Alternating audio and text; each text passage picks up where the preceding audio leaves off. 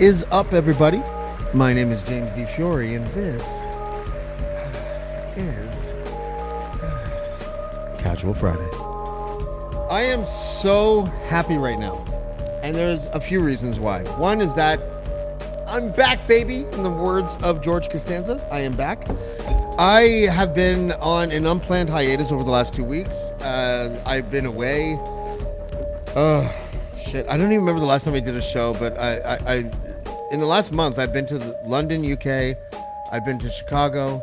I've been to New York. I've been to Milwaukee. I've been to all these places. But now I am back.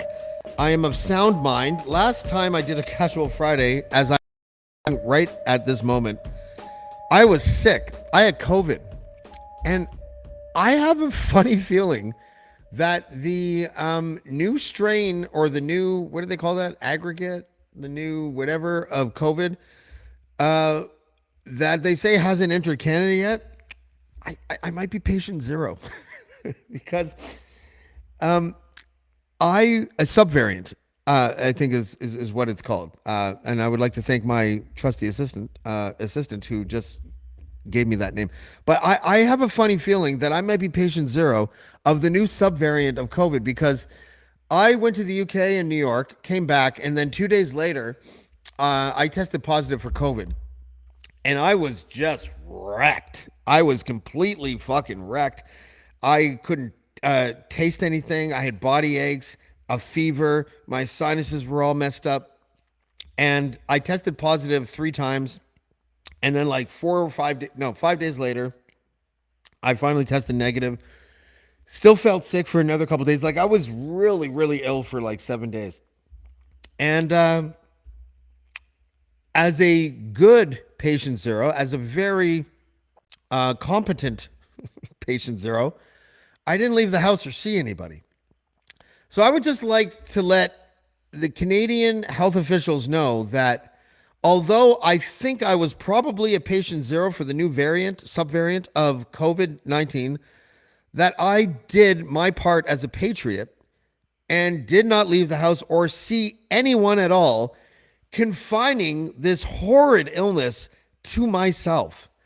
And in order to receive the proper applause for this, I would like to invite my co-host for the show, Mr. Douglas Connors. Douglas, how are you, buddy? I am doing fantastically well, my friend. How are you? I am better now. I mean, like, I feel like I did our country a favor by living, Yes. first of all, in a forest, and second Yeah. of all, by having no friends at all in the vicinity of where I live, that I was able to contain the apparent or probable or perhaps maybe the subvariant of COVID-19 to myself. And I feel like I deserve a little bit of credit for that. My friend, you have been a very responsible citizzen. Oh my You God, have do I been get a a crown? model kid. The Queen Beaver says, good job. Very Thank you, well sir. done. Thank you. There you go. How have you been, sir? I want to congratulate you because you have news. I Fresh do. off your stint in your previous theatrical production, you have news on a new theatrical production. Can you please tell us what that's all about? I do.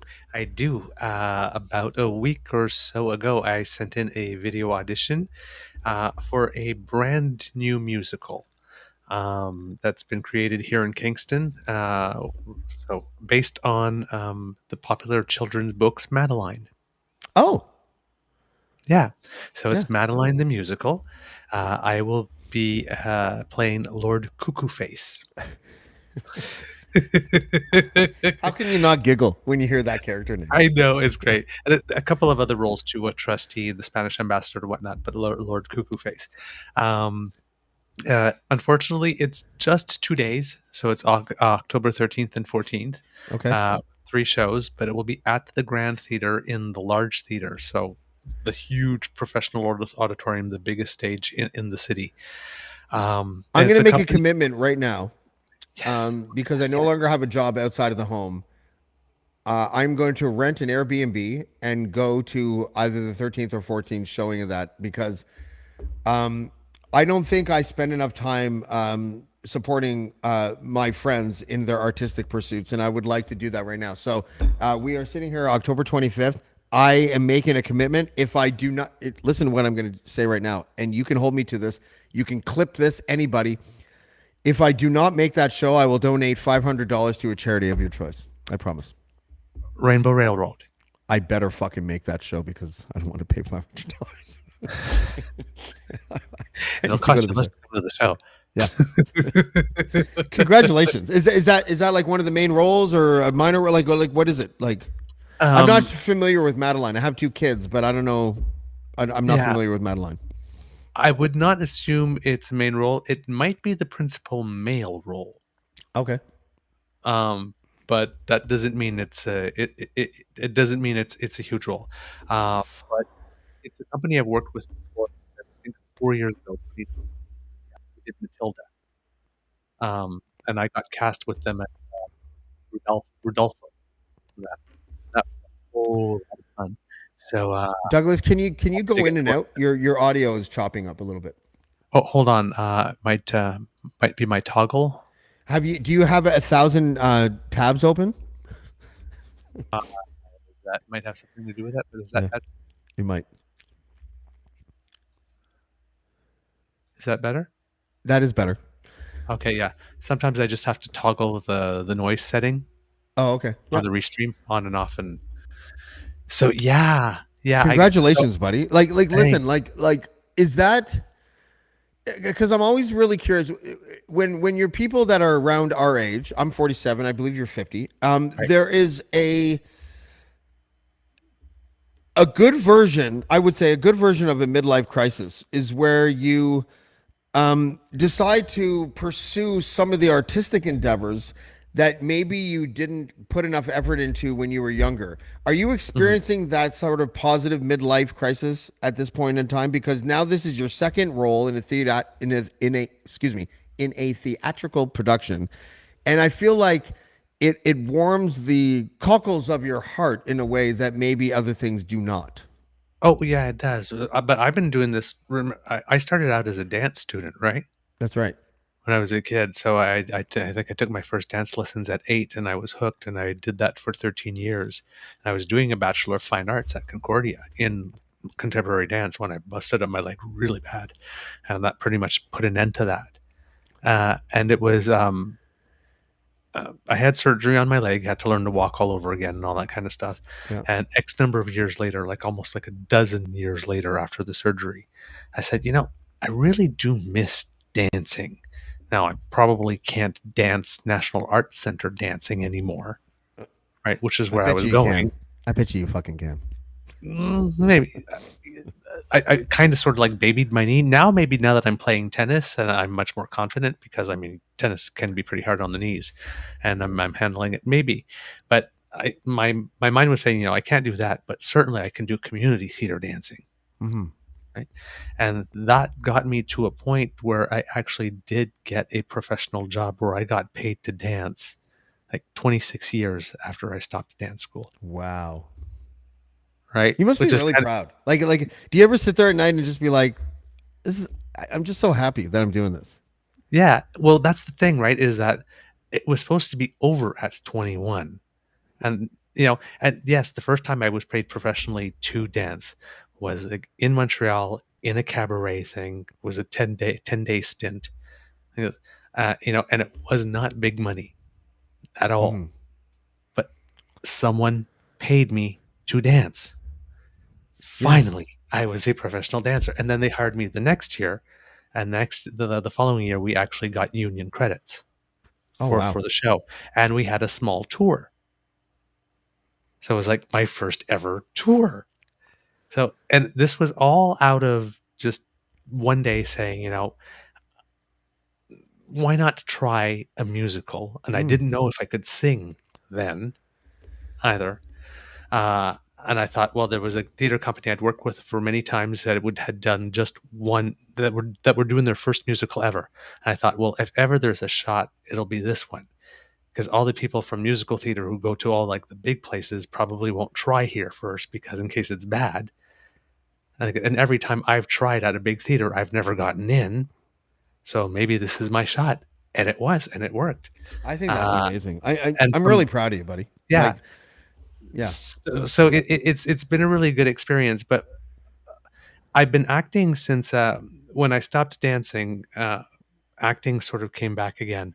Um, and the question was, I was starting to get some union credits, and I was starting to go to some auditions in Toronto.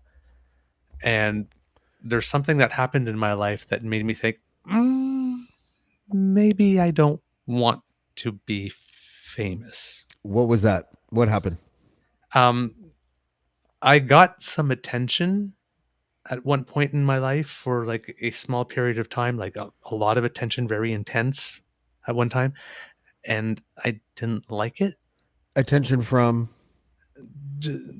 My name got into the media for something, and I got a couple of phone calls from people asking like some really very personal questions about my life from certain You media don't have to tell me sources. what it was, but was it No, positive no, or negative attention? uh, it was an attempt. It was an attempt to cause some negative attention, to Okay. cause to Did it have cause a something to do media with story. Florida? No, nope, nothing at Oh, all. okay. Nothing Okay. to do with that. But it was an attempt to.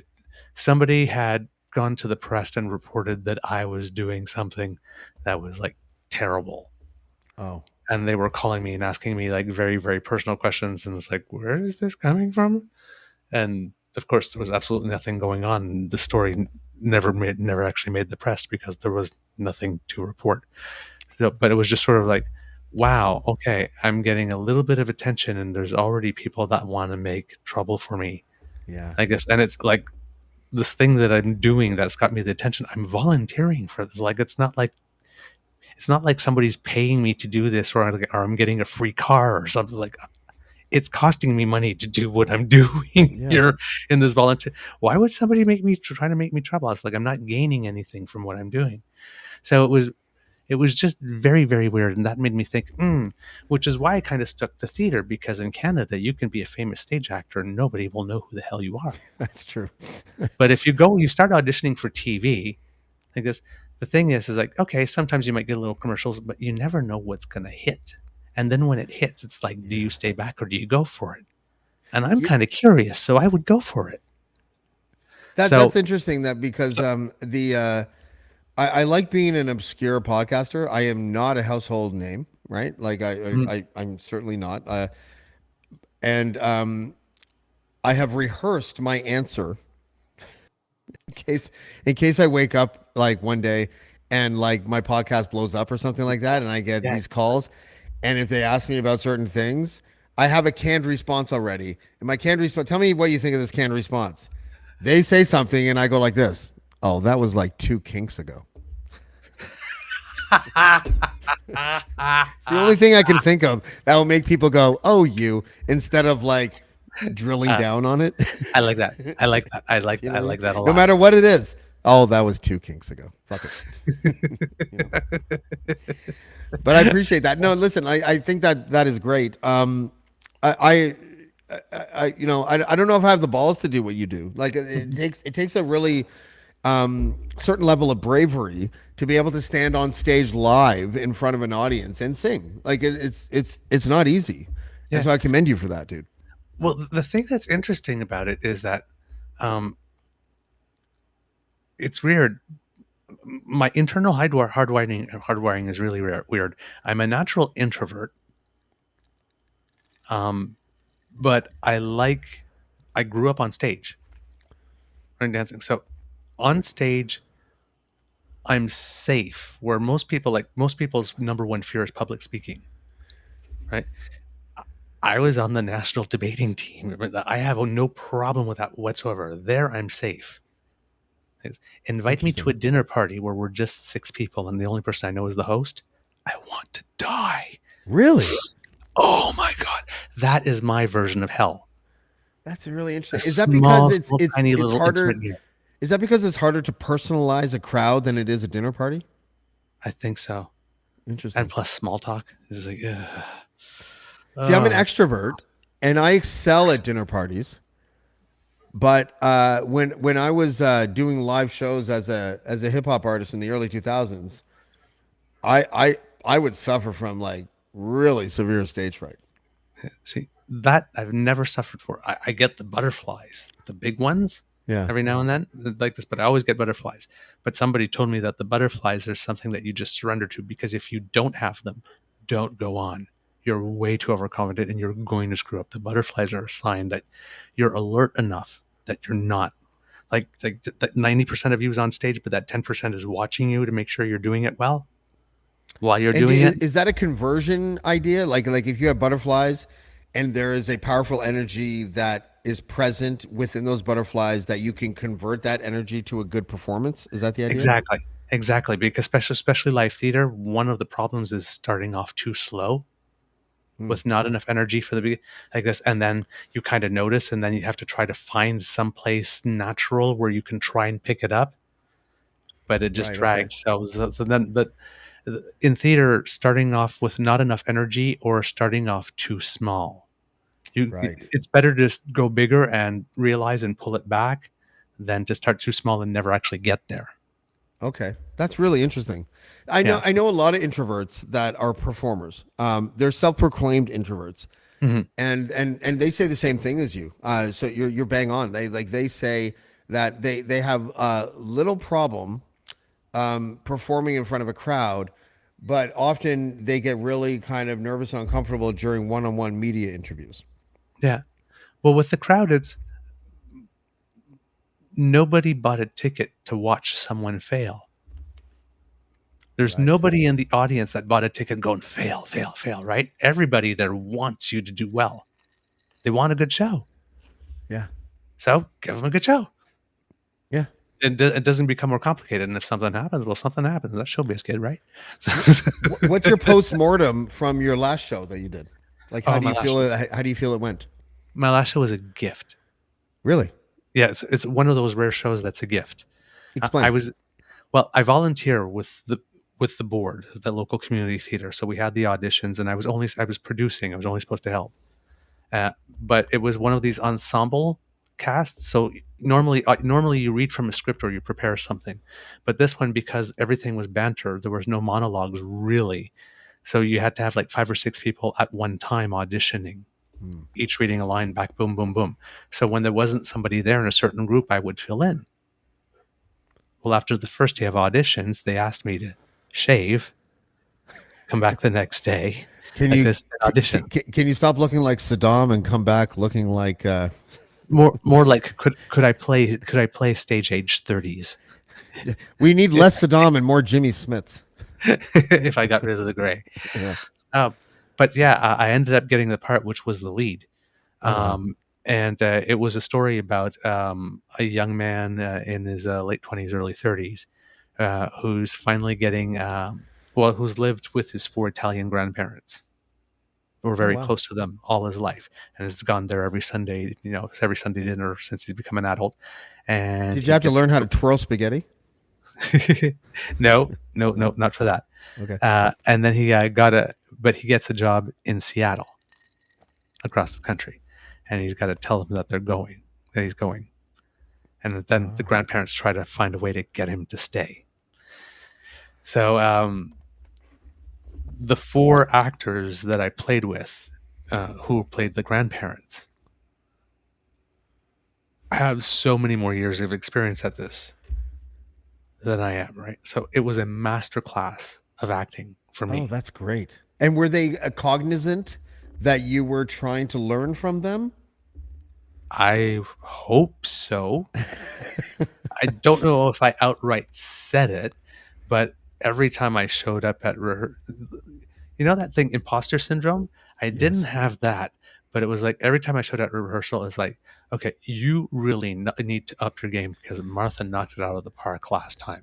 Okay, now it's Bill. So like the very, very first rehearsal, um, like when Paul came to see it, he said, "You didn't tell me there'd be feelings." So it's a comedy.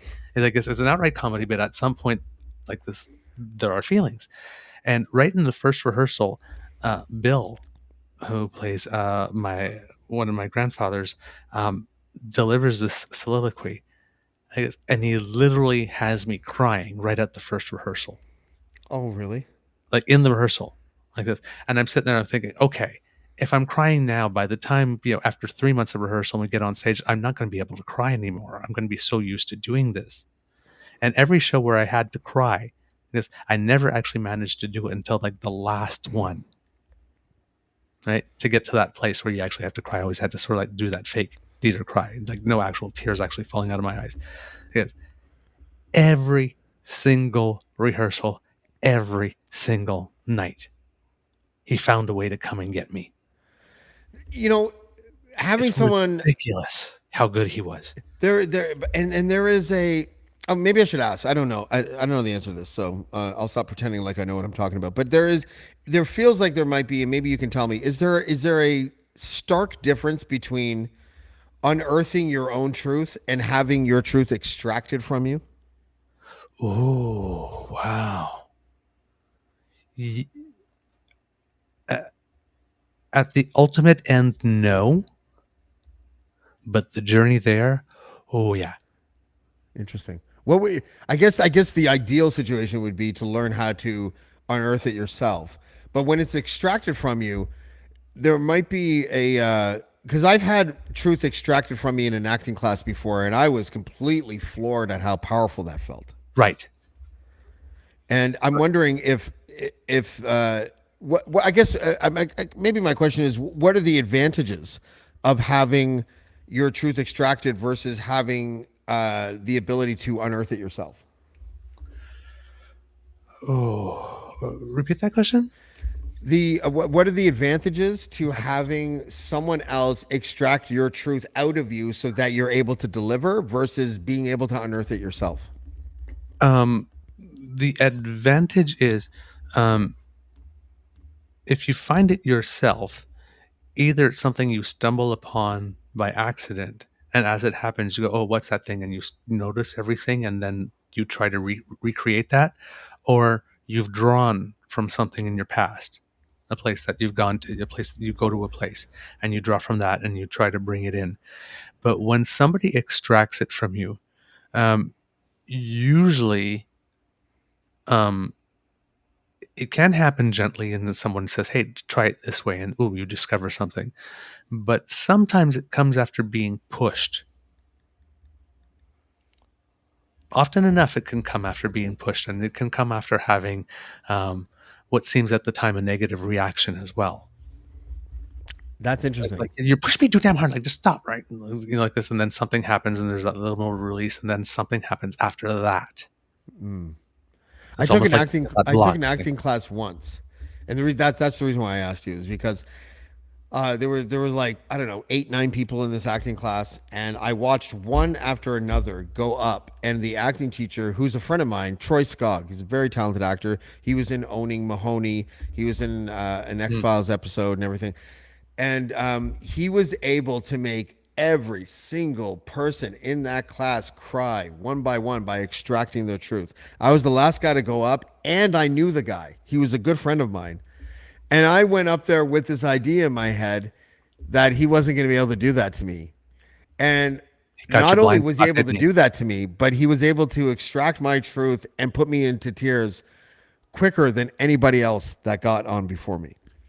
And I appreciate the craft of acting is a really underappreciated art form, I think, because a lot of people associate acting with people who are shallow or ditzy and all that kind of stuff, but that is completely untrue, especially in the theatrical realm, where people are literally owning their own emotions in order to deliver something poignant for the audience, and it's really amazing to watch that craft firsthand Mhm. because of how, especially if you understand what it takes to be able to deliver something that's emotionally relevant to an audience that will feel what you're trying to project. It's really, really powerful stuff. It really is, um, and you're right because there is like on the way to that performance you see. When I think about it in musicals, for example, you have to learn to sing the song, and then you have to learn the steps, and Yeah. then you have to learn your lines and acting on top of that, and you have to put that all together, and then you got to like time things, and then you got to know enough in case somebody drops a line that you can save them somehow and all that kind of stuff, right? And then deal with anything that can go wrong at any time of the moment. Hmm. And that's one of the reasons why I love live theater, because I love the high wire thing. I love the fact that anything could go wrong in this, and then you get those nights where you just nail it, Yeah. which is great. But you yeah, I think that this particular show with those four actors, um, and then the other person that was younger as well, um, like I saw her ability grow over the course of the rehearsals, but it seemed that every day that I came in, I really, really, really had to bring in my A game, to be at their level. Um, and it was 3 months of no drama whatsoever from anyone, from crew, from everyone working backstage with us, from the director, from anybody in the cast. Just no drama whatsoever. I swear Is it that was a rare? total gift. It's pretty rare. It's pretty rare. Okay. I didn't know that. It's not totally rare. It's happened. The first when I got back into doing theater, I think in the first 6 or 7 shows that I did, there was only one where there was no drama. And almost every show, about 2 weeks before we were to go live, the director had a meltdown at some point. Oh, really? Oh, Well, they that's can what be I was going to ready. ask you about the Ah! director, because Right? like often directors can be really. I know it turns out that my first attempt at being a director, I was one of those. I was like, I okay, directed one it's thing in my not life, my and it was a job. commercial, and my whole thing was just like, just let them do what they're. I was like Scorsese. I was just like, just let them do what they're gonna do. Yeah, Improv. It's all good, you know. yeah. And then No, I directed a commercial that probably would get me canceled today, but still, it was a success at the time. yeah. No, with directors, I had a healthy respect for them, but after I tried my hand at it, it was, oh, damn. It's going to be a long while before I try that Yeah. again. Okay. Well, congratulations, because I think Hey, that is quite the accomplishment. I'm really happy for you. Whenever someone is doing something that encompasses or captures their passion and something that emotionally fulfills them, I get really kind of proud of them. So I'm very proud of you. Well done. oh, thanks. There's something I want to say though, because to finish answering your first question, Please. because we went along about roundabout way. Um, I think that now that I'm 50, and now that I've tried my hand for a year or two, putting my face and my own voice to my own words, because the Eager Beaver thing was written for 10 years. Now I would be interested in seeing what I'm capable of. You As know a what I mean? director? No, no, as Oh, an actor. Is I wasn't pursuing anything professional for the longest time, and I wasn't going to take auditions in Toronto or in Montreal or something. I was perfectly happy doing community theater and some little pro-am stuff. But there are different opportunities at other levels that you can't get at a lower level because of budget. So there's always a part of me that always wondered, how far could I take it if I actually did pursue it? what would you have to do as an actor to find out where your limits are? Like, would it be like would you be able to take a play that was a one man act and rehearse it on your own and try to gauge whether or not you're capable of doing something like that, or how would it work? That's one heck of a test. Um, you just try, right? Because you can't be an actor if you're not good with rejection, right? Number one, if Yeah. you're not good with it, it's not the field for you. So I mean, you just keep on trying. But I was trying for projects at a certain level, and then at another level, and then I think it was 2 years ago I had an opportunity for an audition for an actual fully professional theater that would have given me equity credits. Oh wow. So stage credits in English. So I have some stage credits in French on the UDA side for when I did that the company I did the musical for the first time hired me the next year for a second one. We did that tour, Hmm. but I don't have any in English.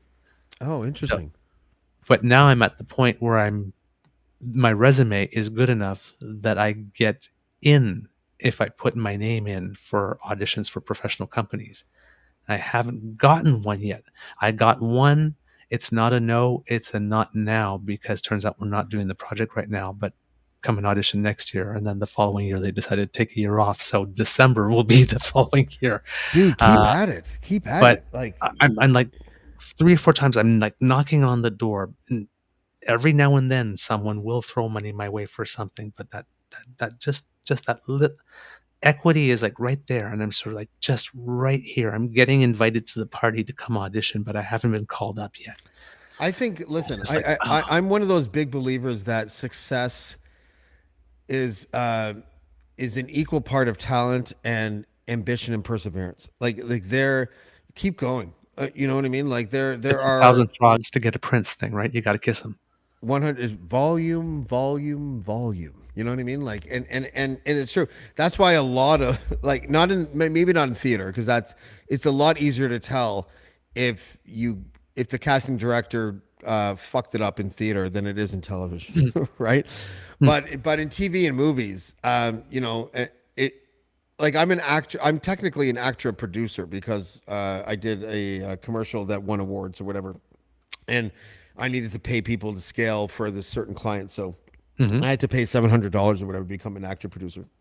But I do happen to know that from working with ACTRA actors, that they all say the same thing. Like it's volume, and a lot of times, it's if you have a person who's really talented and really ambitious, there is no stopping that person.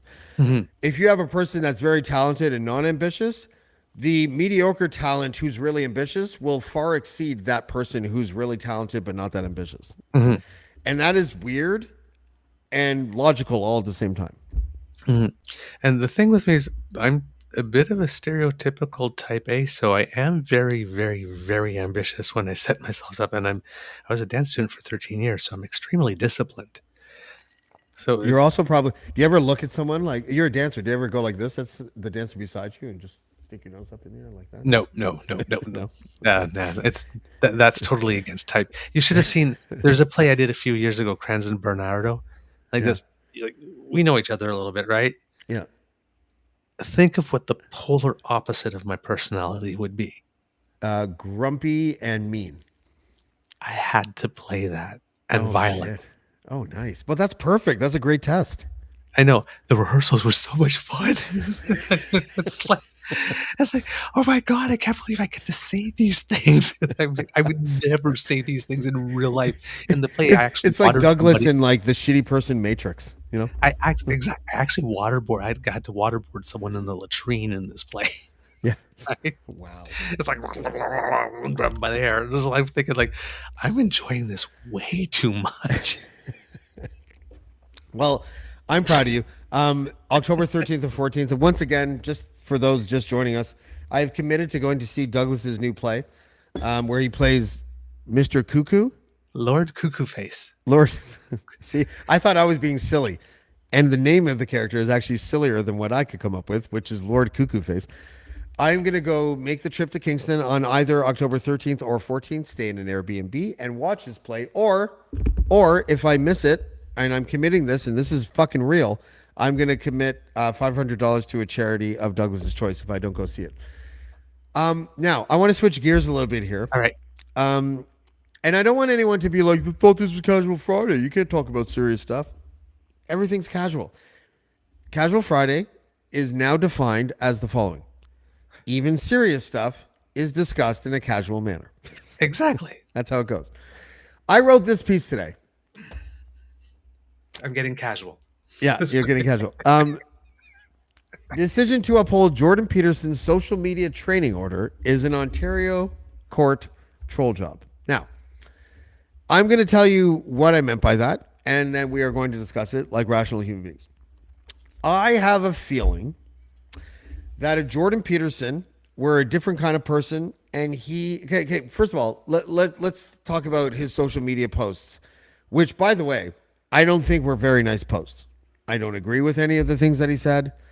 I happen to think he was factually incorrect, except for one when he called Gerald Butts a prick. And that's only because I have a personal beef with Gerald Butts. And he got mad at me once because I called him on his cell phone. He's like, "How'd you get this number?" And I'm like, "I'm a reporter." He's like, "Now I have to change my number." I'm like, "No, you don't." And then now every 3 or 4 months, I text him. I'm like, "Did you change your number yet?" And he's like, "Shut up." Right? So, but to me, it's fun and games, right? That's a true story. I'll show you the text. But I happen to think that if Jordan Peterson, because some of the texts were like this, he called Gerald Butts a prick. Um, he said that a plus size model was not beautiful. And by the way, I disagree with him with that because I actually thought that that woman in that on that cover of that magazine Mm-hmm. was gorgeous. Right? Mm-hmm. That's just how I feel about it. I agree with you. He disagreed about climate science, and I think he called Elliot Page's surgeon who gave her a double mastectomy a butcher, something Mm-hmm. like that. I don't find any of those things agreeable. I don't agree with any of them except for the Gerald Butts prick thing. But I think that that is sort of besides the point. The governing body, what is it? The College of Psychiatrists of Ontario. Psychologist Sorry, of psychologists. is it psychiatrist or psychologist? Psychologists. Psychologist. My bad. Fielded complaints from people, and we'll get to that in a second because I think that's part of the problem too. And then followed up on those complaints and said that Jordan Peterson had to go to social media training. He appealed the decision with an Ontario through the Ontario court system, and the Ontario court system upheld the original order from the from the College of Psychologists of Ontario. Right. Now, though I look at this situation, and I again, I don't agree with the tweets that Jordan Peterson said, and honestly, I don't really agree with most of what Jordan Peterson says. Although I don't hate him either. Like I'm one of Mm-hmm. those people. Like I'm just whatever. Like he says what he says. I have a few opinions about this. My first opinion is that I would personally like to know who made the complaints. Mm-hmm. I would like to know if those complaints were made from an authentic concern about Jordan Peterson's potential future patients versus people who just politically disagreed with him. That's one thing. The second thing is those tweets that he made, and one of those, by the way, one of the complaints was made by an American who disagreed with what he said on the Joe Rogan podcast about climate change. I have no idea why that's even a relevant thing in this particular situation, but according to the uh, College of Psychiatrists of Ontario, that was relevant. Even though that person who made the complaint just sent in the entire transcript of the 3 hour interview rather than the part that they disagreed with. There are so many things that bother me about this. And so it's the complaint process.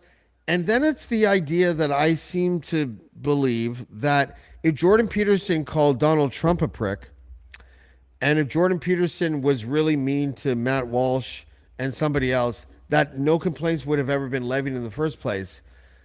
I find that I agree with Jordan Peterson that it is a little bit biased and I don't think worth the court's time or anyone else's time, especially because he hasn't really even had a practice in 6 years. What say you, Douglas? I say I can see how someone will see it that way, or could see it that way. I think that the issue here is the fact that his Twitter account specifically says that he's a clinical psychologist and that he often speaks saying as a clinical psychologist, and then he does these things. So it is very, we have to remember at every time that we are not talking about Jordan Peterson, the person, private citizen. We're talking about Jordan Peterson, clinical psychologist, when Right. we're associating this behavior. And when you get a license to be a licensed clinical psychologist, you sign an oath. And on this oath, you say that you agree to limit your freedom of expression in certain ways Okay. in order to be able to say, I am a clinical psychologist and get the benefits that come with membership. He wants the benefits that come with membership without having to be responsible to the profession. Right. So the profession tried to bring him back in line. Um, he said that they have no authority to do that. Clearly, they do. He brought it to court. Clearly, he lost. We all knew he was going to lose. We I mean, did. well, yeah. There's Is that just because the rules are set forth by the College of Psychologists of Ontario, where we're basically so plain spoken that it would be impossible for the Ontario court not to uphold the ruling? in one way, yes, and the other way, they it's clearly them who have the authority in this Mm. case on such matters. I mean, there's nothing ambiguous whatsoever. They're the licensing body, Okay. right? What? This is specifically their domain. So he didn't have a case. Now the thing, as you mentioned, is that he hasn't had a practice since 2017. So, but the thing is that he could, so long as he's a member in good standing, he could start one again. Right. But what he's doing is that without having the practice, he's um, plying on the I am a clinical psychologist to add legitimacy to the things that he's saying. And I think it's pretty clear as a clinical psychologist, you probably should not be seen in public recommending that people unalive themselves. That's probably a bad look professionally for you. Which one was Funny, that? Because which tweet was that you're referring to? I think the one where I can't remember off the top of my head, but the one where he suggested that somebody might should maybe kill themselves. Yeah. Yeah, that was bad form for sure. Well, I mean, like Yeah, go Rachel ahead. Gilmore made a point. If you think of all the reasons for which you might go see a clinical psychologist, for example, if you have an eating disorder, well, that comment he made about that woman in the bathing suit, why would you trust him? Yeah. If you have gender dysphoria, why would you wouldn't go see him? If you're Well, trying to figure out if you're questioning whether you may be trans, you wouldn't go to him to help you figure that out. You can so well, there's a they're whole not bunch of people that could do transgender this people are service. not a monolith. Like again, I always bring up the person that I had on my show because I mean, uh, statistically, there might be one person that might fit with him in that like this, but I don't. I would not recommend him as a safe person for somebody looking for those services to go to. right. Okay. Okay. But is there a I yeah, you know what? I'm not going to bring us down a rabbit hole. I get what you're saying. Like he was talking specifically about Elliot Page, and Mhm. and I think that if you're an adult, especially, and I want to put an emphasis on that, if you're an adult and you choose to get the surgeries and change your name and pronouns and everything involved when it comes to gender reassignment surgery, you should be left alone. That so I disagree with Jordan Peterson with what he said about Elliot Page. Mhm. Or I the doctor. if he said that about a person that was 14 or 15 who had the same procedures as Elliot Page, I might have a different opinion about it because I'm a little bit, as a father of a 9 and a 7-year-old, I am a Mhm. little bit confused about, and I understand the argument is that some parents are abusive. So let's just like recognize that at the beginning. But I can't think of any legit reason why a school should know something about my children that I don't know about. Mhm. So when it comes to certain laws that are that circumnavigate the transgender issue and all of the ancillary issues that come with that, I, as a father, am very like it takes a lot to convince me that there is something that a teacher should know about my kid that I don't know. Mhm. But So the I'm a thing little is bit that like I'm wondering why that is why those types of rules exist. And if it exists because abusive parents exist, why is it that parents that aren't abusive also get left in the dark? Okay. Here's the thing. My perspective from this again is if we're looking at this legally, Hmm. right? A child is a human unto themselves.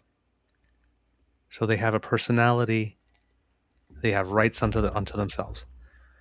They are at that age where they are discovering who they are.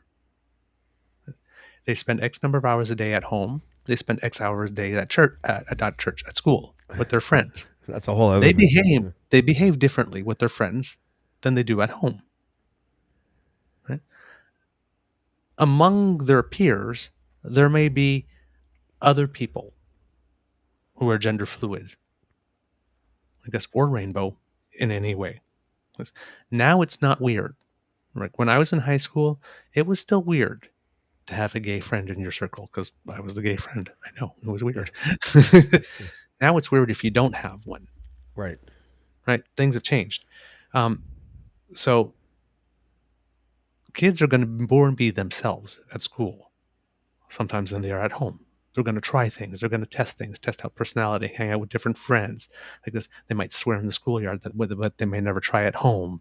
You know, um, I've seen girls often that go home with that go to school, especially with if they have the Catholic school in the uniform, who get around the block and then do something else, tie it up here or do something, right? Yeah. So, but you're expressing your personality. You're finding a way. You're trying things out. Some things look cool. You try it out. Ooh, you discover that's not cool, right? Teachers already know a lot about your children that you don't know. But to make it a Because policy. they see them in an entirely different context, about 6 or 7 hours a day where you're not there. Yeah, but to build a policy around that secrecy. I get that. It's not secrecy because remember the thing I'm going to start we're saying where that children are their own human beings. Mhm. They're human beings on their own. We forget to think of children because children don't have jobs, don't pay taxes, don't run corporations, don't run NGOs, don't live on their own. We fail to think of them. We think of them only as dependent and Right. not as independent beings. But under the law, they are independent beings when it comes to their personal rights. So this is not about the school hiding something they know about your child from you or sharing something they know about your child with you. It's about who does the information being shared belong to? Right. It belongs to the child. So do you think that So maybe yeah, go ahead. Sorry, I'm sorry. Go my ahead. problem with these cases is that the state is now coming in and saying, "Child, oh, you might be transgender. Oh, we know this because there's an adult in your life, a teacher, who we've put there. We've created a system to put adults in your life who you could trust. So you trusted them with this piece of information. And now that we have this piece of information that belongs to you, something very deeply, deeply personal about you, we are going to take that, we are going to make that ours, and we are going to do what we think is best for you with it. Interesting. Okay. And we don't care about it because it's children. But if it was, for example, Mr. Di Fiore, it says here that you are married, but we see you here at the STD clinic. Was this something that you acquired from your spouse? No. Yes. Oh, That's good. um, I think she has a right to know, doesn't she? Right. Okay. As the state Yeah. is. So we don't care because it's kids. Or you've come in for an abortion. Oh, turns out you're pregnant. As you're talking, Douglas, I realize something, and I don't know where this puts me in this argument anymore because it could put me on your side. I am the type of parent to have an open dialogue with both of my children who Mhm. would feel comfortable telling me if they had something to tell me about their gender identity. So Let me it's tell you almost like something. I'm almost feeling like I'm having a eureka moment right now because I feel the only way, like I'm literally thinking of this for the first time right now, and I have no problem saying that because if I'm going to evolve in real time in front of people, that's fine by me. But I feel like the only time a child would have the reason to keep something from their parents that they would share with the teacher is because they already know that their parent would be like aggressively trying to talk them out of whatever that secret might happen to be. My kids and I have a great relationship, so I would be able to. They listen. I would be able to talk to them about their gender identity. Mhm. So I guess But this law and listen, I'm still sort of on the fence or whatever, but I think I understand your perspective a little bit more now because I feel like kids have a really good instinct with what their parents accept about them and what they don't. And maybe that policy is built for kids who have an instinct that their parents would not accept that about them. and And that's maybe the something I never child, thought about before. And I'm actually yeah. happy that I have you on and talking to you about this because I feel like it's important for me to evolve on something like this issue. I have a lot of people that think I hate trans people, and that's not true at all. Like I just want to understand the issue and all its different facets better. That's all I want. Mhm. You know. The thing also is that with these kids, they might not know if they are yet. They might be trying it out in an environment they think it's safe. Hmm. Yeah. So if at the first glimpse of it you take it and you say they are, and a lot of these policies they talk about, like this. Well, for kids who don't want to tell them, we'll try to make it safe environment for like this. So what they're talking about is they're talking about bringing them into a room with yet more adults, like a social worker side, who will pressure that kid to tell their parents something they clearly do not want to tell them. Right. What? How does that? How is any of this in the best interest of the child? And if you think of a child as an independent human, if this person was not a child, right, would you treat them that way? You know what? Again, this is something deeply, deeply personal. Because and you could do damage to a child by revealing that information before they're ready to have it, if before they've even figured it out for themselves. And the other thing is that if you tell all of these laws is going to result one day, invariably, I can guarantee this, you can put money on it. Some kid somewhere who's affected by one of these laws is going to be outed to their parents before they're ready. And these parents are not going to be accepting. And these parents will either harm their child or kick them out. Mhm. And that child will be on the street and will either be trafficked or groomed like that. And the first time, and probably wind up dead. And when that starts happening, all these school boards are going to get sued so damn hard. How does the policy play out? You might not know the answer to this question, but how does the policy play out if the parents go to like a parent teacher meeting and ask them directly, has my child expressed to you a change in their gender identity? What is the Ask your teacher child. supposed to say or allowed to say in that situation? Ask your child. That's your child's information to share with you, not mine. That's not information that belongs to me to share. Okay. It's not about keeping something secret. It's about respecting the fact that this is not your information to share. Okay. I'm Not gonna eat a anymore. Like potato if you chip. got plans to get married to someone Mhm. and somebody else knows it, it's not up to them to tell everybody. It's your information. That's fair. Okay. My eyes are open a little bit on this because I didn't like, as a parent, I don't feel like there's anything that anyone else should be privy to about my child that I'm not privy to. Mhm. But I never looked at it from a perspective that my child might think I hate who they have become because I would Well, never hate who my child thinks they become. and So here's I'm the thing. literally not part of the pile of parents that would not be, you know, I think anyways, that would not be privy to the information that they would give a teacher that they wouldn't be able to give me. Like I feel like my kids could talk to me about anything, you know? Mhm. But the thing you have to remember, as someone who's rainbow and went through the coming out process, my mother, who's not with us, is love on two legs. I've seen her be okay with gay people. We've had gay people in the house. I was 99.999999987% sure she would be okay, but there was that 0.0000013 that had me terrified. Hmm. Because I have seen cases where people were outwardly okay, but not in my house, Okay. right?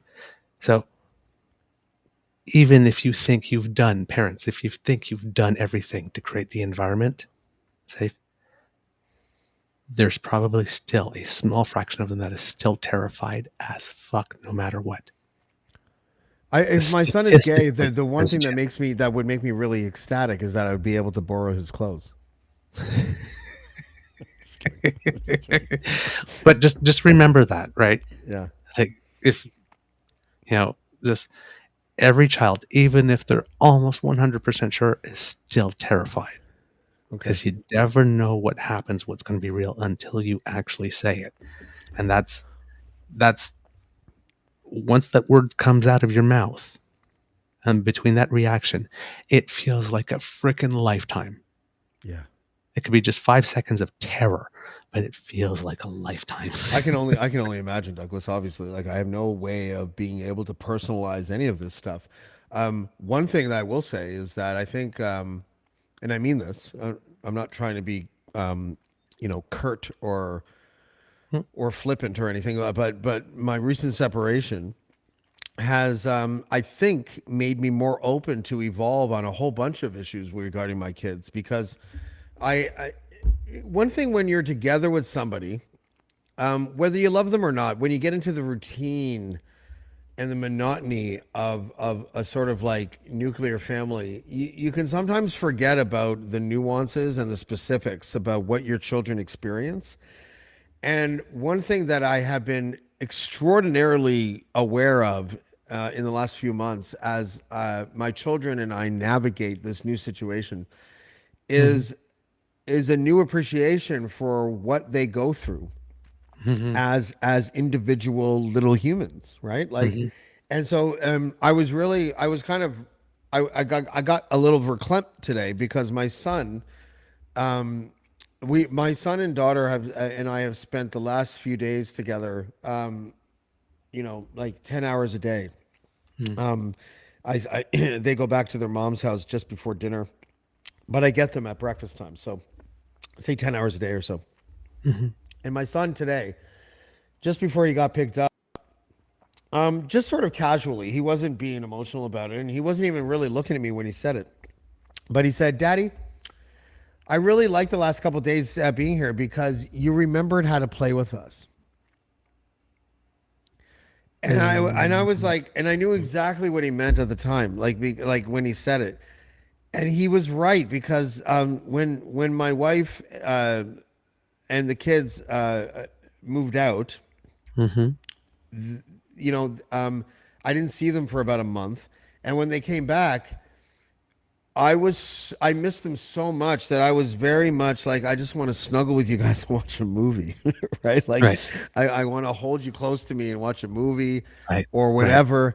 And then right. in the last like week or so, I started playing with their toys with them and being the dad that I was when they lived with me and man, they're so wise and they pick up on that shit. And my son like literally basically said to me, fucking finally, dad. Like you're showing me the daddy that you were when I lived with you. That's basically what he was saying.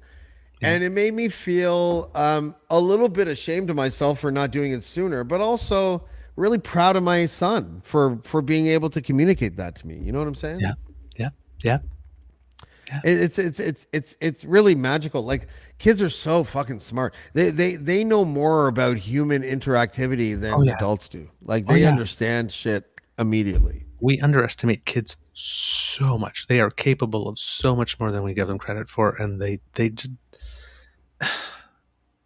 wisdom. Kids have wisdom. Yeah. They Was it do. They Sophie's simply World? do. The book or Sophie's Choice. I Okay. think it was. I can't remember what book. I think it was Sophie's Choice when they would talk about how kids are born with the wisdom of the universe. They embody that wisdom of the universe Mm, when they are born, and it's our world and parents and other human beings that basically water it down as they get older and older and older. And so that sort of pure kind of like humanistic wisdom that they are born with gets watered down and shaped by society. And eventually they become adults. And if they can find a way to harness a piece of that, they're lucky. But otherwise, it kind of Yeah. fades away. Yeah. And I find that as I get older and I watch my own kids grow, I feel like that is actually like such a stark reality, like, You got to hold on to and that inner child, man. yeah, oh my God, like, and I used to joke that my lack of maturity was my way of holding on to that inner child, but it really isn't. What I really want to be able to do as a dad is be able to like let my kids be who they are while knowing that I love them no matter what. And I think I'm accomplishing that right now. Like this separation, I have found there's a vein of stoicism that actually Dean Blundell has really put me onto.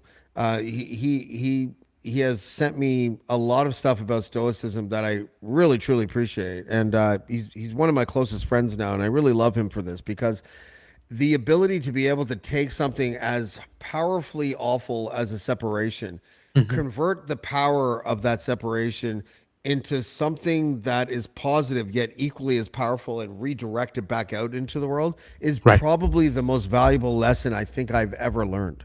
Right. And when I appropriate that in regards to my relationship with my kids, I feel like a That's where rock benefit star comes. and also very humble at the same time. It's such a weird thing, Yep.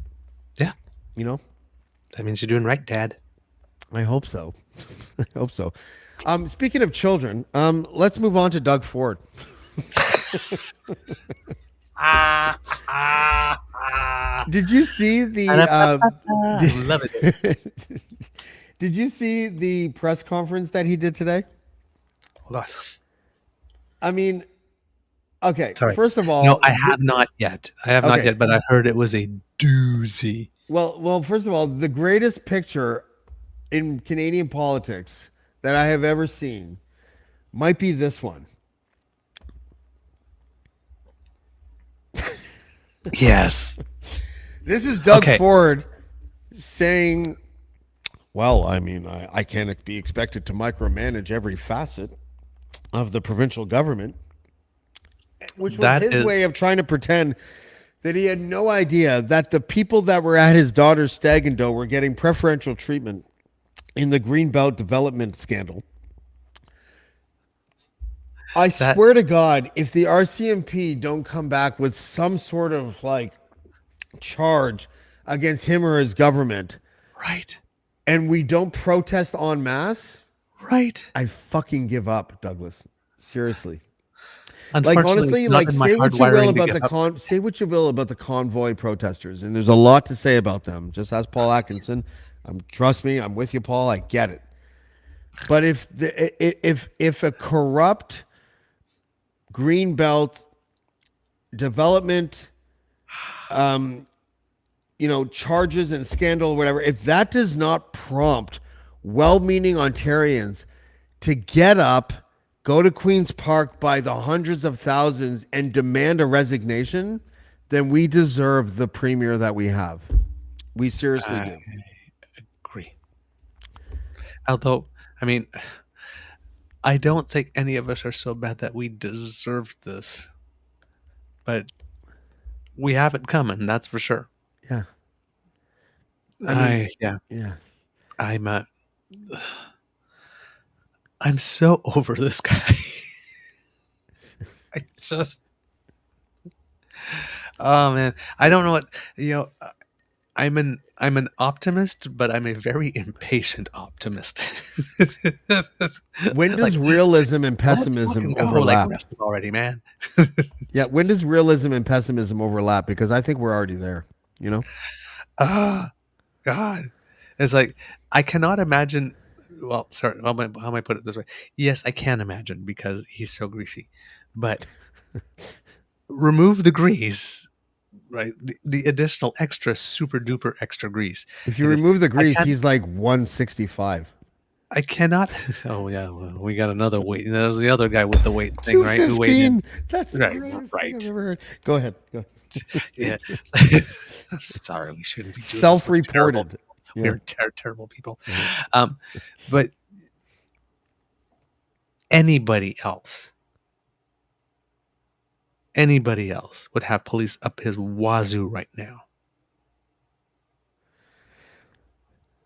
Well, Who we can, really? You think so? yeah, Because I think the process is itself is flawed. Like the gas, what is it? Was it the gas plant scandal of the Wynne government? yeah, That was a scandal. It yep, took like 6 years yep. for any accountability to even be like levied Oh onto the yeah. players that were involved in that. We're at what, year one? But this is a very, very, very small group. Yeah. How can he be expected to be responsible for the exact person he delegated all the responsibility to, Douglas? Like, what the When crap? his job is to be responsible. He's the So you're fucking saying, sir, premier. that the chief of staff of the housing minister gave all of these prioritized uh, green lit, green belt applications to the exact same people that were at your daughter's stag and doe, and you had no idea? Well, that's right, my friends. How could I possibly know anything? Like he, it is so Because you designed a condescending to the process people of where this you province, decided that you weren't going to know. That's wow. right? I mean, come on. Like the thing is that if you're going to do this type of freaking grift, right? It's like there's $1 million there. You can go and take 100,000, you know, or you can take $10 off every 10,000. In the That's words all I of get. Mayor Quimby from The Simpsons, It's like, yeah, did I hear a briefcase open? You and know, it's just like it is so damn. Again, it's like the goddamn audacity. it's It's mafia shit, dude. just so brazen Yeah, that it's just. It's just it blows my mind. It blows my mind, and I think half a part of it. I think that's why they're not reacting. It's like, oh yeah, yeah, we saw them doing it. yeah, Yeah, because they treated it like it's normal, but this is not freaking normal. right. This is not. It's like, here, hear me out. We're gonna do all this criming. No, no, no, no. We're not gonna hide it. We're gonna do it right in plain sight. We're just every time they ask us about us, ask us about it, though we're just gonna go like, Yeah, yeah, and and that's what that's why I'm like trust I me, it'll feel work. like the people of this province are partially to blame. Like we, first of all, twofold. One is that our voter turnout makes me Oh, disgusted with this yeah. province. What was it, 30%? Whatever it was, 33. It was yeah, it was not good. It was not good. And then the lack of action when we realized that corruption is so brazen and right in front of our faces, and we just like shrug our shoulders and do nothing. Like we deserve the government that we get. If you're really mad at Doug Ford and the only thing that you can muster is like a mean tweet, and I'm including myself in this, Hmm. then what the fuck do you expect? Yeah. If you're in Toronto right now and you hate Doug Ford and you're not marching on Queen's Park with 100,000 other people, then what do you expect? Or flooding your constituency office, or Or something? making the phones ring off the hook, or writing letters, or. Yeah, But yeah, it's. I am holding the little bit of hope that the few media outlets that are not super pro CBC and the couple of media outlets that are pro CBC that have one or two reporters or journalists or opinion pieces who still like journalism somewhat. Um, I know for a fact that there's nothing that journalists love more than blood in the water, and there is clearly blood in the water. So as you hopefully that will keep enough. Hopefully, though, there'll be a court. I mean, look at that. That is unimpressed face with a side of "Are you shitting me?" Look at, I don't know who that journalist is. I'm I not, do, and I can't remember his name off the top of my but head. holy fuck, is that an hilarious picture? If you guys like, if That for those of you on Spotify or on Apple, because I know most of my listeners come from those two platforms. Uh, just make a point to go to either my Twitter or YouTube page and look at the picture of the reporter standing to the right of Doug Ford, looking at him, basically saying, "Are you motherfucking kidding me with this shit?" As Doug Ford tries to pretend that he had no fucking idea that the fix was in with with the way that Ryan Amato handled the applications for the Greenbelt development. Like it is absolutely insane. Like he is treating us like we're fucking 4 years old. Like it is crazy.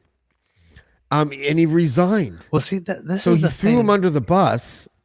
Yeah, Yeah, but the thing is, see, go here's the ahead. thing: it's like if the crime doesn't upset you, if the corruption doesn't upset you, the freaking insult to your intelligence alone Right, should right. have you out there and say, you know what, motherfucker?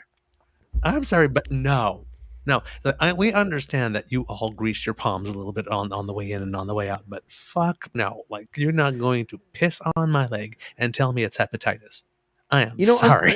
It's just- that's a good point, Douglas. Do you know what I'm starting to think? And I'm just having this thought now, and maybe I'm really late to the party on this, but I feel like the pandemic awakened a right wing voting bloc that never voted before, while at the same time dampening progressives that used to vote but now can't be bothered.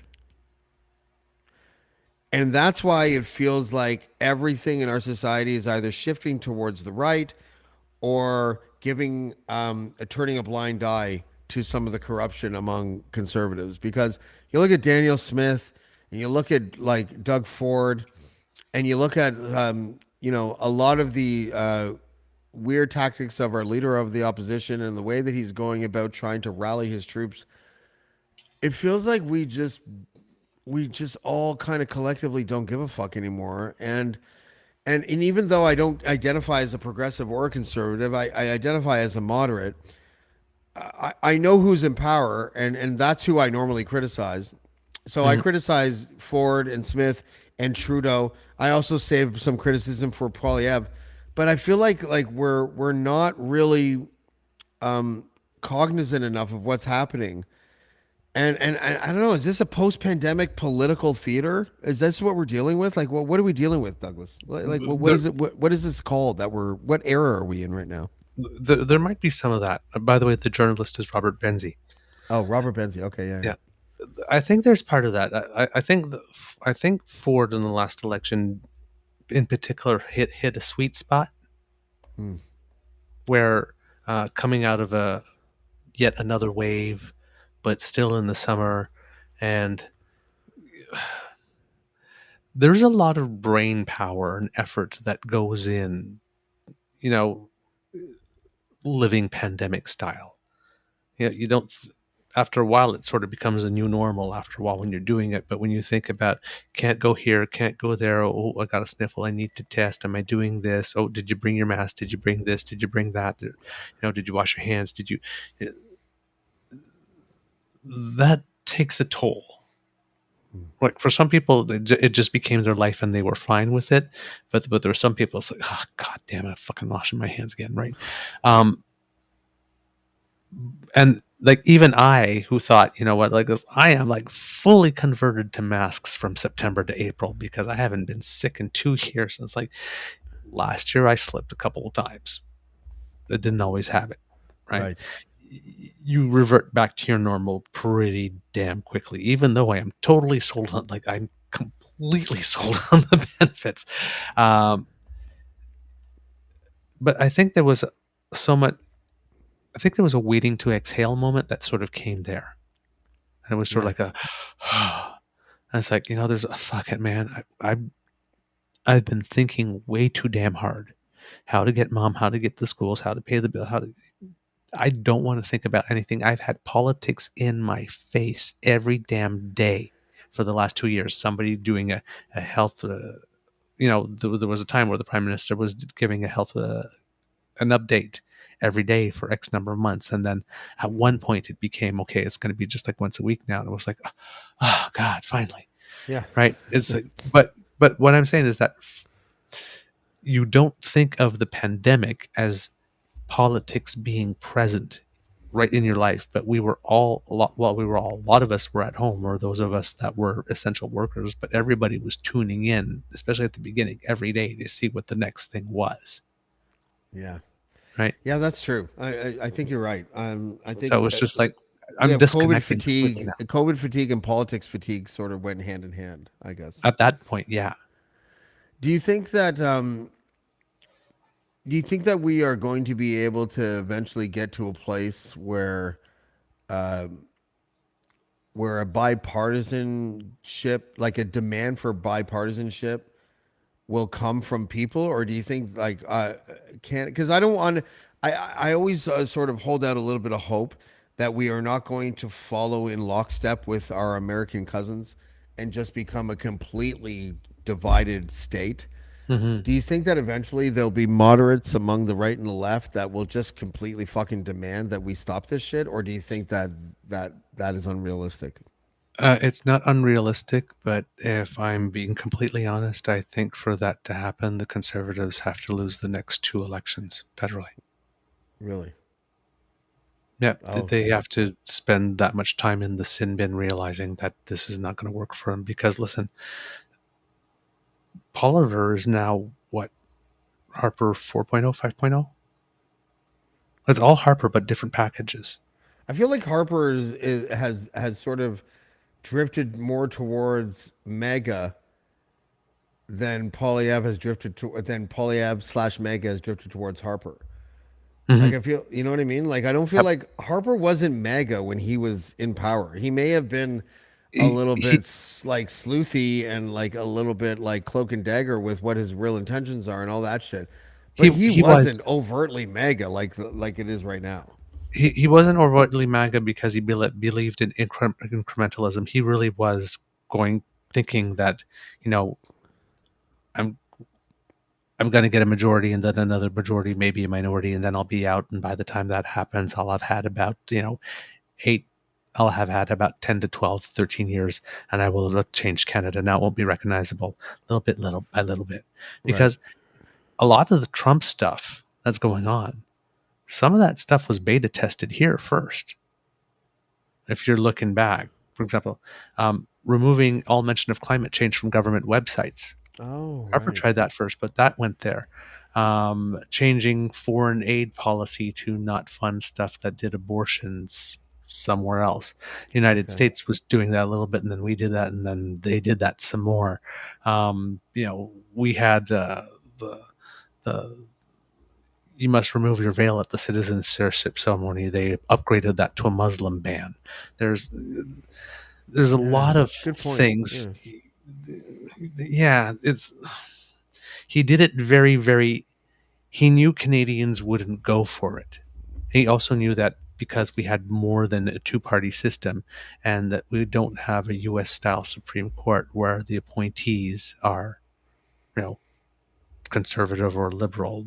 We have a different sort of appointing system and a different tradition to the court, principally because we have the three seats that have to have, Quebec Civil Code on it. Harper So also that so popularized putting cases in front of the Supreme Court that he knew didn't have a chance and succeed. chance of winning, Yeah. that type of stuff, and the number of times he was overturned constitutionally, particularly a lot with mandatory minimum laws and that type of stuff. Well, each one of those things technically is a crime. Hmm. He tried to commit against us, and then the court reversed it. But each one of those things was something he tried to get away with that was illegal, that he tried to impose on us Interesting.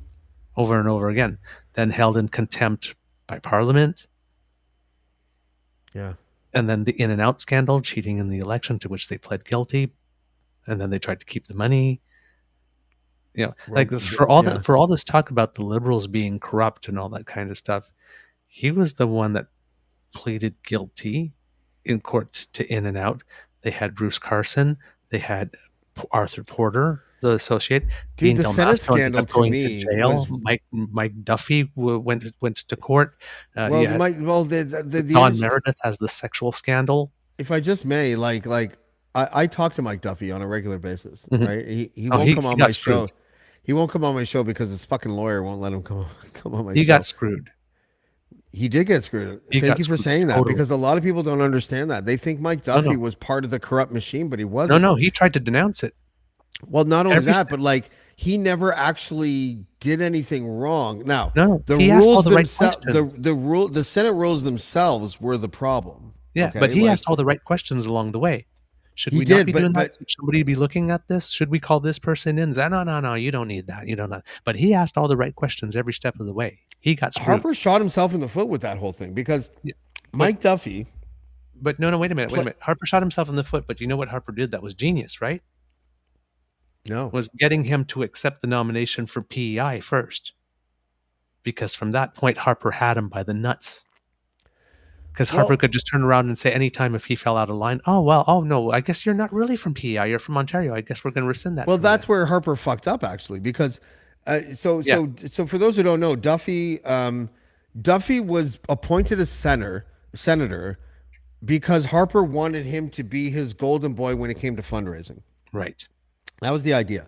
Yep. Now, Duffy ended up claiming a housing allowance Right. that seemed to break the rules at the time, but the rules for the Senate were so loosey goosey that they Right. actually didn't break the rules.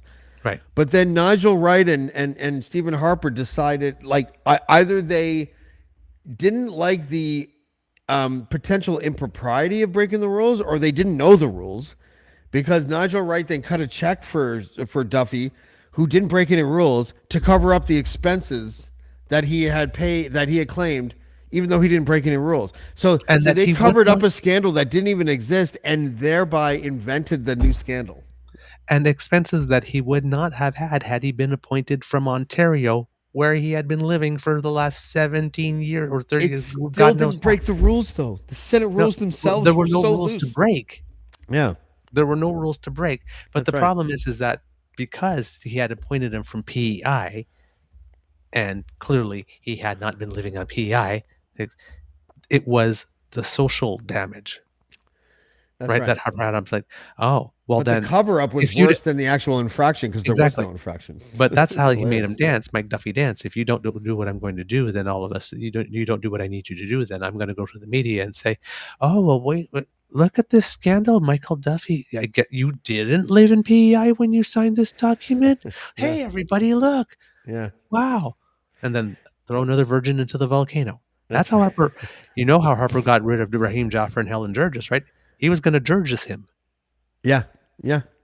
Well, and which would have He been had a really playbook. difficult as a senator, right? Like, because Well, Georges wasn't a senator; she was an MP, she was so an it MP, would have been totally different. But like, Jaffer, yeah, it but he was tried to like Burgess him. Duffy. When I talk to Duffy, it's hilarious because he, first of all, he's very savvy. He's also quite old. And he doesn't, like, his faculties aren't as strong as they were like 10 years ago when the Senate scandal was happening, or however long ago it was. He just wanted it too much.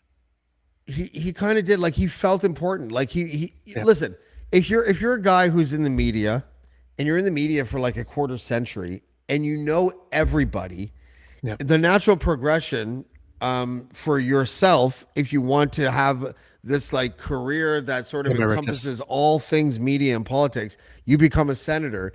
You're probably thinking, and rightfully so, that you've accomplished a lot in your life, and I get Exactly. it. He got a little bit rosy eyed, I would Yep. say. Yes. And with the role that he played of sort of like raising money as a senator for the Conservative Party. Yep. But then when the knives came out, Yep. he all of a sudden realized what he should have realized as a journalist from the very Right. beginning, is that he was expendable and he was being used. Right. And so when I talk to him now, you can hear it in his voice, Douglas. Last time I talked to him was probably like, I don't know, Oh, he 6 months, he 6 months must ago or he something. must But I be used to talk to him pained. like once a month. I literally, like, dude, he's one of those guys where it's like, Duff, I gotta go. We've been on the phone for like 2 hours. Like, I gotta go. But I love him in a way too, because like he's very he owns his naivete. Like He understands how naive he was about how the politics work, despite being a person that was Oh yeah. ensconced in it as a media person. He just That didn't that understand what it's like behind the curtain. that situation wounded him deeply. It totally, oh my God, it defined him as Yeah. in the last act of his life. That was his defining moment, and he lost. And I don't understand how he lost his appeal to get his pension. Like he didn't do Yeah. anything wrong. He was No. dragged into court and he was found not guilty, and he still can't get his pension Yeah. or his legal expenses paid. And I find that very strange for Yeah. a guy that was found not guilty. But The that's just trainer me. and stuff expenses and whatnot, that was a little dicey. So, but the It resident stuff was. and whatnot like this, that was, and the consulting firm thing too. So I mean, like he was a bit greasy too. Yeah, But the whole there's always a but the little whole bit of housing thing was a setup. Harper trapped him into that one, yeah. and That is true. all along, he was trying because he asked, shouldn't I be a senator from Ontario? Shouldn't I be doing this? What about these benefits? Maybe we should have this person come and explain it to me. And everybody was saying, no, no, no, no, trust us. And he did. Yeah. Like this. So that was the thing when I was looking into when I was writing for my blog. It's like I'm sitting there just going, wait a minute, this guy's actually asking the right question and saying, shouldn't we bring somebody in to check about this? And they're the ones that. Why is this guy on trial? Why aren't the other people on trial? Dude, do you remember? I don't know if you felt the same way that I felt, but like when the Senate scandal was happening, I was sitting there at home scratching my head, being like, who the fuck is Nigel Wright's public relations person? Because why is this guy Right? basically being canonized by literally every conservative that Right? exists? Is he a saint? Is he the Pope? What's happening here? Like, it was insane. He was completely infallible. No one had anything bad to say about Nigel Wright I know. ever. It was crazy. That was weird. Yeah. The I've only never seen guy that in the before in history of the politics where world that was someone just gets completely absolved of any wrongdoing of any kind, he even though didn't he's even the person that cut the check to cover up he the didn't crime that didn't exist. he didn't Like, even need to be absolved. He was never accused of anything. It's the first time in the history of the world that someone got accused for accepting a bribe that nobody got accused for offering it. yeah, that's right. We It's such a crazy fucking world. Oh my god, Douglas, I'm going to go now because I think that I enjoyed the show tonight, and I don't want it to derail, and I don't want to reject the people that might be trying to enter the show now because I'm done with it. But listen, as far as like the last 2 or 3 casual Fridays go, I'm so happy that I got to spend it just with you because it's been a long 2 months, my friend. And Yes. I'm so happy that, first of all, I'm very happy. Congratulations again on your new role Thank as you. Dr. Cuckoo Face. What is it? Lord Cuckoo Face. Lord Cuckoo Face. Queen Beaver and Lord Cuckoo Face together forever. It's fucking hilarious. That's the greatest thing ever. Well, congratulations on that role. Thank you again for joining us on Casual Friday. And hopefully, are your rehearsals going to be every Friday again? Or I have to look at the schedule again. It hasn't been finalized, but okay. I don't. I think this one might be different because we're working with kids. Okay. Well, listen, I hope to see you next week. And I love you. And thank you for joining me again tonight. I love you too, and hey, congratulations to you too because you've got lots of stuff going on that you've been working on, and I know some really good stuff is going to come out of it. So Thank you very much, man. I'll be in Washington, D.C. From September 7th to the 10th as well for a whole bunch of different reasons. But ooh, I'll fill you in next week on Casual Friday. Thanks, buddy. okay, enjoy. All right, buddy. Douglas Connors from the Eager Beaver podcast. I really appreciate everyone joining us tonight. Clearly, as you can tell, if you're a regular viewer, I'm in a much better mood than I have been in a very long time. And a lot of that has to do with you guys, and most of it has to do with Douglas. He's the greatest co-host in Casual Friday history, and he's just really good. He's a good yin to my yang. And I don't know when my next show is, but I am back now. I will not leave you guys hanging for another week or whatever. And we'll see you next time on Blackballed. Blackballed. Blackballed. Blackballed. Blackballed.